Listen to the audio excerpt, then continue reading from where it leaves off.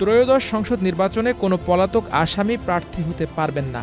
জোটভুক্ত হলেও প্রার্থীকে নিজ দলের প্রতীকে ভোট করতে হবে। বিনা প্রতিদ্বন্দ্বিতায় নির্বাচিত হওয়ার সুযোগ বন্ধে না ভোট থাকবে। অনিয়ম বন্ধে প্রয়োজনে পুরো আসনের ভোট বাতিল করতে পারবে নির্বাচন কমিশন। এমন বিধান রেখে সংশোধিত গণপ্রতিনিধিত্ব আদেশ আরপিও অনুমোদন দিয়েছে উপদেষ্টা পরিষদ। বৃহস্পতিবার প্রধান উপদেষ্টার কার্যালয়ে ডক্টর মোহাম্মদ ইউনূসের সভাপতিত্বে উপদেষ্টা পরিষদের বৈঠকে এ অনুমোদন দেয়া হয়। রাজধানীর ফরেন সার্ভিস একাডেমিতে ব্রিফিংয়ে আইন উপদেষ্টা আসিফ নজরুল এসব তথ্য জানান। ব্রিফিংয়ে আরও উপস্থিত ছিলেন প্রধান উপদেষ্টার প্রেস সচিব শফিকুল আলম।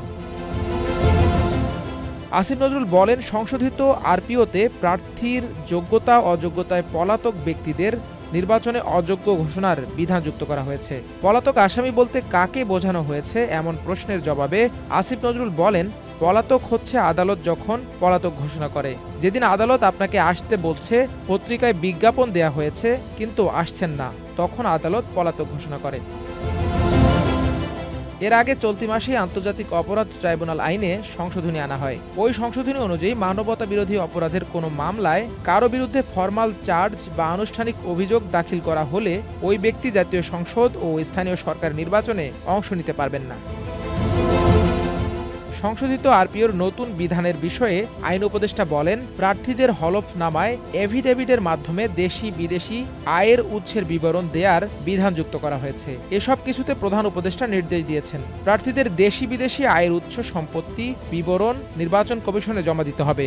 এটা ওয়েবসাইটে পাবলিশ করার ব্যবস্থা করা হবে যেন সবাই জানবে কার কত সম্পত্তি। উনি নির্দেশ দিয়েছেন এ সংক্রান্ত বিধান আইনে থাকবে। এবার ভোটে প্রার্থীদের জামানত 20,000 টাকা থেকে বাড়িয়ে 50,000 টাকা করা হয়েছে। এমনটি জানিয়ে তিনি বলেন, নির্বাচনে অংশ নেওয়া প্রার্থীদের আয় ব্যয়ের যাবতীয় হিসাব ছাড়াও দেশে বিদেশে থাকা সব সম্পত্তির বিবরণ হলফনামায় দিতে হবে। এই হলফনামা নির্বাচন কমিশনের ওয়েবসাইটে দেয়া হবে। একক প্রার্থীর আসনে না ভোটের বিধান করা হয়েছে জানিয়ে আসিফ নজরুল বলেন, না ভোটের বিধান যুক্ত করা হয়েছে। একজন প্রার্থী থাকলে সেখানে না ভোট হবে। 2014 সালের ভুয়া নির্বাচনের কথা নিশ্চয়ই মনে আছে।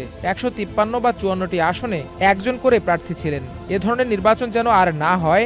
একজন প্রার্থী থাকলে সেখানে যারা ভোটার আছেন তারা না ভোট দিতে পারবেন যে এই প্রার্থী তাদের পছন্দ নয়, তখন সেখানে আবার নির্বাচন হবে।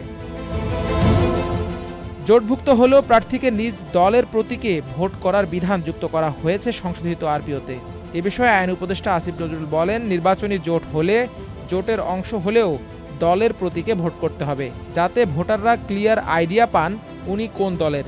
নির্বাচনী কাজে নিয়োজিত ব্যক্তি প্রবাসী বাংলাদেশিদের জন্য পোস্টাল ব্যালটে ভোটের বিধান আরপিওতে যুক্ত করা হয়েছে। এবার আইটি সাপোর্টেড পোস্টাল ভোটিং চালু করা হচ্ছে। এক্ষেত্রে অনলাইনে নিবন্ধন সেরে ডাক যোগে ভোট দিতে পারবেন প্রবাসী বাংলাদেশিরা। পাশাপাশি কারা হেফাজতে থাকা সরকারি কর্মকর্তা, ভোট গ্রহণ কর্মকর্তা এভাবে ভোট দিতে পারবেন। রাজনৈতিক দলকে অনুদানের ক্ষেত্রে 50,000 টাকার বেশি হলে ব্যাংকিং চ্যানেলের মাধ্যমে দেয়ার বিধান করা হয়েছে জানিয়ে আইন উপদেষ্টা বলেন, যিনি অনুদান দেবেন তার ট্যাক্স রিটার্নও দিতে হবে। সংশোধিত আরপিওতে ইভিএম সংক্রান্ত বিধান বিলুপ্ত করা হয়েছে জানিয়ে তিনি বলেন, আইন শৃঙ্খলা বাহিনীর সংজ্ঞায় সেনাবাহিনী, নৌবাহিনী, বিমান বাহিনী তথা প্রতিরক্ষা কর্ম বিভাগ অন্তর্ভুক্ত করা হয়েছে। ভোট গণনার সময় সাংবাদিকদের উপস্থিত থাকার বিষয়টিও যুক্ত করা হয়েছে। অনিয়ম বন্ধে ইসি প্রয়োজনে পুরো আসনের ভোট বাতিল করতে পারবে এমন বিধান যুক্ত করার কথা জানিয়ে আইন উপদেষ্টা বলেন, আগের আইনে বিধান ছিল কোনো ভোট কেন্দ্রে গন্ডগোল হলে কেন্দ্রের ফলাফল বাতিলের। এখন ইসি যদি মনে করে একটি নির্বাচনী এলাকাতেই এত অনিয়ম হয়েছে, পুরো এলাকায় ভোট বাতিল করা উচিত, তাহলে সেটা করতে পারবে। সে ক্ষমতা তাদের দেয়া হয়েছে।